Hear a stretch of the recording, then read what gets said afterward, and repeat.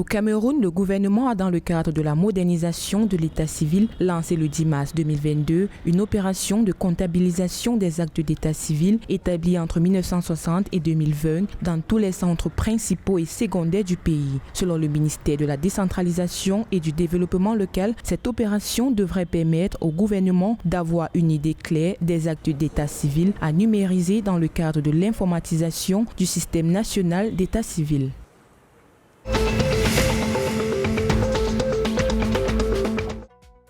Au Gabon, la problématique des violences scolaires continue d'être à la une des médias. Selon l'enquête sur l'état des lieux de la violence réalisée en 2019, 80% d'élèves gabonais déclarent avoir été victimes de violences verbales et psychologiques. 56% d'enseignants et 60% du personnel administratif ont également subi ce type de violence. Pour pallier le problème, le gouvernement a annoncé la mise en place courant 2022 d'une police scolaire. Cette dernière sera chargée de la sécurité scolaire au sein de l'ensemble des établissements secondaires afin de maîtriser le taux d'incidents en milieu scolaire. Les modalités de mise en place de cette sorte de police dans les campus de l'enseignement secondaire ne sont pas encore révélées.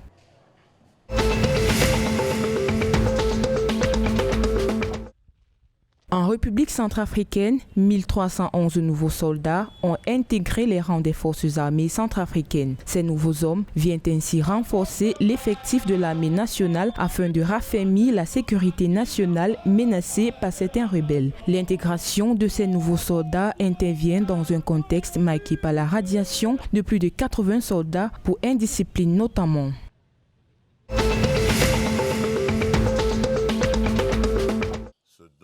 En République démocratique du Congo, les peuples autochtones demandent au gouvernement d'accroître à 30% le taux des espaces protégés d'ici à 2030, contrairement à 17% reconnus par la loi actuelle. Un appel qui s'inscrit dans le cadre de la mise en œuvre des recommandations de la COP15 pour lutter efficacement contre le changement climatique. Cette requête des peuples autochtones congolais est l'une des conclusions de la première assemblée sous-régionale des peuples pygmées et locaux venant de 8 pays d'Afrique centrale qui s'est tenue du 7 au 9 mars 2022 à Goma, au Nord Kivu.